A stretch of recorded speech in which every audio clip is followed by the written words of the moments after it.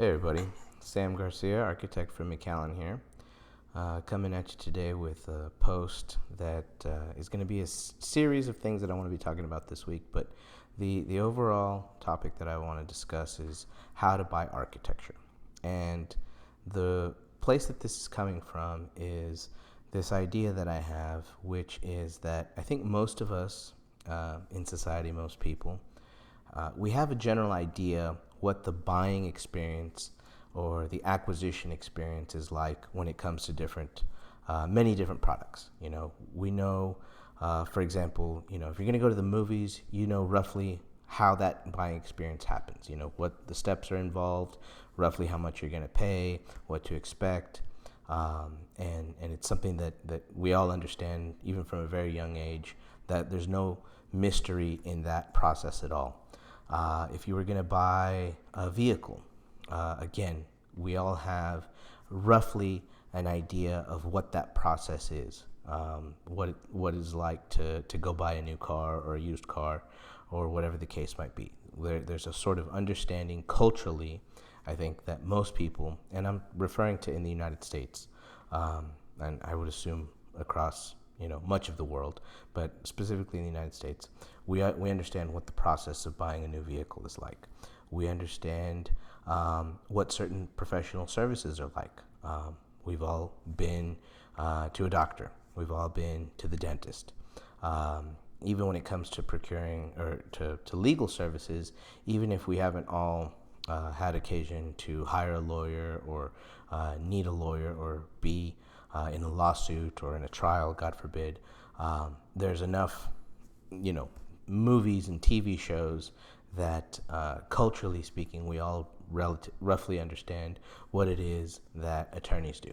So I could go down this list ad nauseum.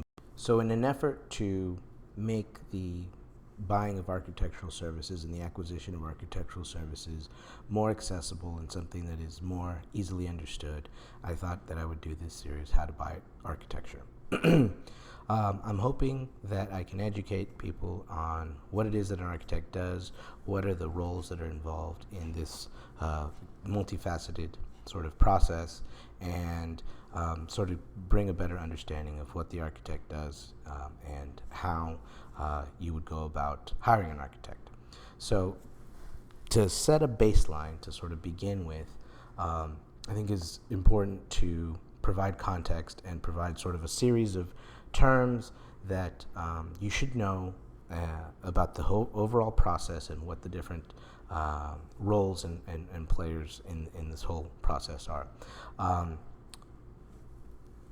To begin with, keeping in mind that architecture is a profession that is nested within the overall construction industry, which itself is nested within the real estate industry. So architecture is a part of construction. Construction is a part of real estate. Real estate is part of placemaking and our cities and where we live and work and play and do everything. This is where civilization exists. So the architect's role is to design spaces that are going to get built by the construction industry, and then the real estate industry focuses on the ownership, management, and sale and rental of those spaces. So there's always an interplay between those three fields, and so I think that's important to know.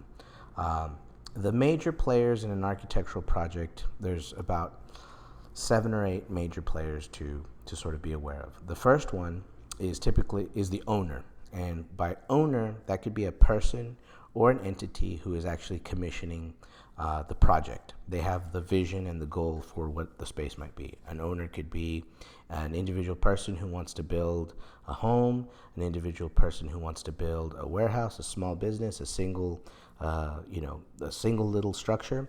The owner could be a large entity. It could be a corporation. It could be a municipality. It could be a government. It could be a city, a school district, the state government, the federal government. The owner can be anywhere from very small, one individual, to a large, massive organization and entity that is a sort of corporate or governmental entity. That's who the architect works for. The architect is the lead designer. We are responsible for conceptualizing, planning, and overseeing the project to make sure that it meets the needs and the owner's needs. The owner and the client, those are kind of synonymous terms, meets their needs and regulatory requirements. The architect doesn't work alone. We rely on professional consultants. The consultants are typically engineers, which could be structural engineers, mechanical engineers, civil engineers, landscape architects, and other subspecialists, depending on what type of project you're working on. Obviously, the bigger and more complex a project is, the more professional consultants that an architect has on their team to support the project. That's on the design side. The owner also is going to be hiring typically what's called a general contractor. A general contractor is an organization. Again, it could be anywhere from one single individual to a very highly diversified and very large corporate structure. But the general contractor is the organization responsible for managing the construction process, sourcing materials, and hiring subcontractors. Subcontractors are specialized tradespeople. Those are the actual people out in the field doing the work. Your plumbers, your electricians, your concrete people, your drywall people, your painters, welders, roofing specialists, people who specialize in just putting in doors, people who just specialize in putting in the locks on the doors, people who specialize in putting in tile, who put up the drywall, who put up the plumbing fixtures, who put up the light fixtures, and on and on and on. They work for the general contractor. They are subcontractors to the general contractor, and they are the tradespeople who actually put the building together. And then lastly, there are the what are called the AHJs, the authorities having jurisdiction. Those are the local government agencies which review the plans, they issue the construction permits, and they inspect the work to ensure that that the construction, based on the design done by the design team, meets codes and standards and regulations, and that it's code compliant and that it meets all those standards, which are for the health, safety, and welfare of the general public. So those are sort of the main players: the owner, the architect's consultants, the general contractor, the subcontractors, and the authorities having jurisdiction. Those are the pretty much any project that you deal with, from small to large, is going to have all those players in some form or fashion. It could be small, could be big, but those are going to be involved in pretty much every project. Some essential terms in architecture to sort of understand is sort of architectural design, which is a process that is the foundation for the functionality, aesthetics, and the user experience of a particular building. There's a difference between sort of stages of architectural design. Initially, there's something called conceptual design, which is just a very early rough design of a building. That process is kind of a spectrum. Once it gets to a certain level of development, it moves into something we call schematic design.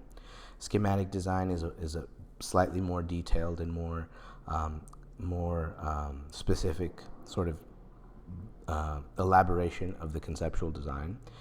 Once that schematic design gets to a certain level of determination and it becomes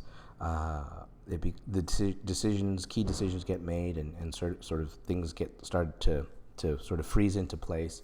That schematic design is then taken into what is called construction documentation, which is the actual technical design of creating a set of plans for that will eventually be used by several people, the general contractor and the authorities having jurisdiction, to build it, to price it, to permit it. So we start from a conceptual design, we go to a schematic design, then we work on the construction documents, and then once that phase is complete, it brings in the general contractor and his or her subcontractors and so forth, and then the architect goes into a project management type role, which is where the architect oversees or observes the project during construction to make sure that it complies with the construction documents and that it is meeting the owner's expectations. So those are some of those key terms and key phases of a project. I think that's good enough for now. That's an initial primer. I will continue this conversation later, but to begin with, like I said, today was just introing this topic and getting some key terms down. I will continue this conversation tomorrow.